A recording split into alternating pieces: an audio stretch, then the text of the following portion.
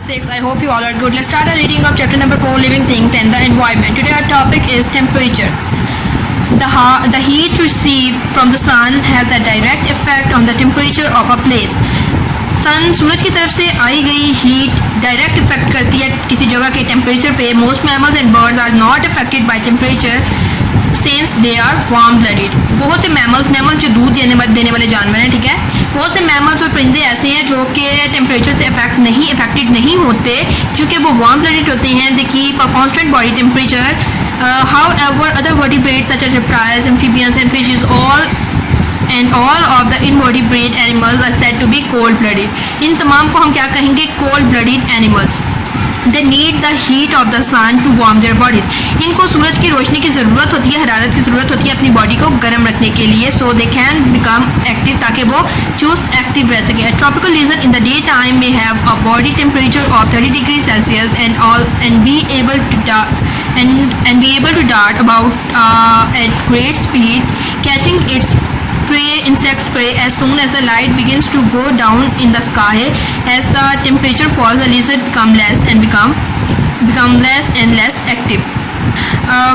Tropical lizard के बारे में कि हैव अ बॉडी टेम्परेचर, उनका बॉडी टेम्परेचर कुछ इस तरह का है 30 डिग्री सेल्सियस के, और and be able to dart about and great speed catching its prey. उनकी इतनी स्पीड है अपने शिकार को पकड़ने के लिए, लेकिन जूं सूरज गरूब होता जाता है, ख़त्म होता जाता है, ठीक है, उसका टेम्परेचर कम होता जाता है, लिजर्ड्स भी कम एक्टिव होती जाती हैं. तो इस तरह ये टेम्परेचर को आपके एक प्लेस को एक टेम्परेचर जो है किस तरह अफेक्ट करता है मुख्तलिफ जानवरों, मुख्तलिफ रेप्टाइल्स, एम्फीबियंस, इन तमाम पे ये किस तरह अफेक्ट करता है. Most plants and animals have a maximum and minimum temperature beyond which they can not reproduce and carry out other normal life processes.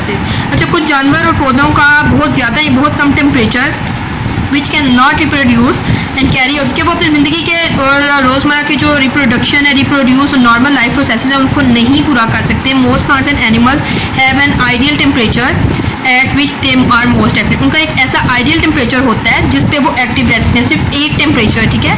In temperate climates many plants shade there leaves in winter. बहुत से पौधे ऐसे हैं जो कि अपने जो पत्ते हैं उनका साया कर देते हैं, शेड कर देते हैं, ठीक है, शेड देयर.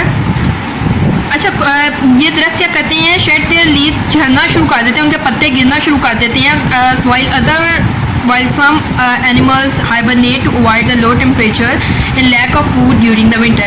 और कुछ जानवरों के लिए एक मेन चीज़ क्या होती है? विंटर में उनके खाने पीने की चीज़ें भी कम होती हैं, ठीक है, खाने का भी उनको सबसे ज़्यादा मसला होता है. तो इस तरह से टेम्परेचर एक तो जो जगह है उस पर बहुत ज़्यादा इफेक्ट करता है, उधर के लिविंग ऑर्गेनिजम्स से बहुत ज़्यादा, वहाँ के रहने वाले जानवर पौधे उन पर ज़्यादा असरअंदाज होता है. तो एक मेन चीज़ ये है इस पर, ठीक है, खाने पीने की लैक ऑफ फूड. मेन चीज़ water. All living things need water if they are to stay alive. अगर ज़िंदा रहने के लिए तमाम जानदारों को पानी की ज़रूरत है. For plants and animals that live in fresh water और the sea there is no shortage of the vital substance of this vital substance. अच्छा, जो कुछ पौधे और जो जानवर हैं जो कि ताज़ा पानी में रहते हैं, समंदर में रहते हैं, उनके पास तो कोई कमी नहीं है चीज़ की. On the other hand land plants and animals are distributed according to how much water they need. और ज़मीन पर दूसरी तरफ जो ज़मीन पर जानवर रहते हैं, ठीक है, उन ज़मीन पर जानवर रहते हैं are distributed according to how much water they need. More than half of all the world's plants and animals live in the tropical rainforest, which provide the ideal condition of life because they are warm and wet. अच्छा, बहुत से ज़्यादातर आबादी जो है ना, ज़्यादातर मिक़दार में जो पौधे हैं और ये जो जानवर हैं, ये कहाँ पे रहते हैं? रेन फॉरेस्ट में. और उस जगह पे तो पानी की और खाने पीने की इन चीज़ों की कमी नहीं है. एक तो गर्म और ऊपर से wet, warm and wet. Plants and animals living in the deserts, वो से जो सहरा में रहते हैं जहाँ पे पानी की भी कमी है, पौधों की भी कमी है. Plants and animals living in the forest and other dry places have a special adaptations to store water. उनके अंदर एक special adaptations है, मतलब एक खास तरीका है जिसके ज़रिए वो पानी को और खाने को अपने अंदर स्टोर करते हैं.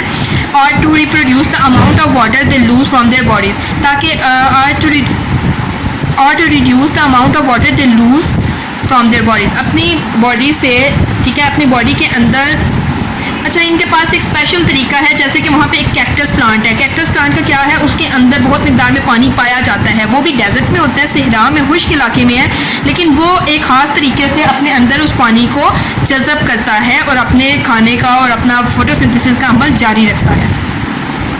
Acid and alkaline condition.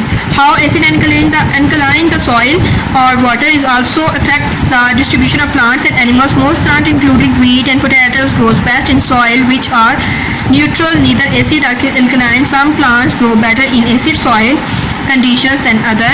Lettuce and onions, for example, will not grow well if the soil is more than slightly acid, whereas and tree plants will only grow well in acid rains. In alkaline soils, these plants either will not grow or grow very poorly. Pineapples and cotton plants also grow best in acidic soil. Most freshwater plants and animals live in water which is roughly neutral, whereas sea plants and animals live in sea water which is slightly alkaline. Alkaline और alkaline जो आपको ठीक लगे pronounce कर सकते हैं आप उसको, ठीक है। Oxygen, most living organisms need oxygen for respiration. Oxygen सांस लेने के लिए बहुत से लिविंग ऑर्गेनिजम्स को इसकी ज़रूरत होती है। Land plants and animals take in oxygen from the air, whereas aquatic organisms get their oxygen from the water where it is dissolve. किस तरीके से सांस लेने की उनको ज़रूरत होती है, बहुत से जो कि ज़मीन पर रहने वाले जानवर हैं, ठीक है, वो हवा के ज़रिए सांस लेते हैं, ज़मीन में और पानी में रहने वाले पानी के ज़रिए ऑक्सीजन का इस्तेमाल करते हैं जो कि उसमें डिज़ॉल्व होती है। Contains less dissolve oxygen than cool water. Warm water में थोड़ी मिकदार में मौजूद होती है ऑक्सीजन, जबकि ठंडे पानी में ज़्यादा। The warm water pumped into lakes, rivers, other seas from electricity power station which has been used for cooling may not contain enough oxygen for water plants. इसमें ज़्यादा मिकदार में नहीं मौजूद होती पौधों और जानवरों के लिए सांस लेने के लिए। To be able to respire when untreated sewage और animal manure gets into streams, rivers and seas, it's eventually used as food by bacteria. The bacteria quickly use up all the oxygen in the water as that of fish, insects and aquatic animals die. इसका simple in short ये कि जब waste जो है, manure जो खाद के तौर पे जो जानवरों का वेस्ट है, जानवरों का गंद वेस्ट है, ये तमाम चीज़ें जब पानी के अंदर शामिल हो जाती हैं तो ये पानी के अंदर मौजूद जितना ऑक्सीजन, जितनी चीज़ें उसको अपने अंदर एब्जॉर्ब कर लेती हैं, ठीक है, एज फूड बाय बैक्टीरिया। तो जब ये पानी के अंदर चला जाता है तो जो जानवर इनको खाते हैं, फिर जानवरों के लिए सांस लेने की कोई जगह नहीं रहती, जो पानी के अंदर से तमाम चीज़ें ख़त्म हो जाती हैं। बैक्टीरिया जो होता है पानी के अंदर वो इस ऑक्सीजन को ख़त्म कर लेता है, मतलब इसको यूज़ कर लेता है, और जब वो इसको कर लेता है तो पौधे, ये दूसरे जो एनिमल्स हैं लाइक फिश, एक्वेटिक प्लांट्स, ये मरना शुरू हो जाते हैं, इनके पास तो सांस लेने के लिए कोई चीज़ नहीं बचती। तो आज का हमारा टॉपिक यहाँ पे ख़त्म होता है। इंशाल्लाह नेक्स्ट टॉपिक में हम अपनी नेक्स्ट रीडिंग करेंगे। टिल देन अल्लाह हाफ़िज़ स्टूडेंट्स।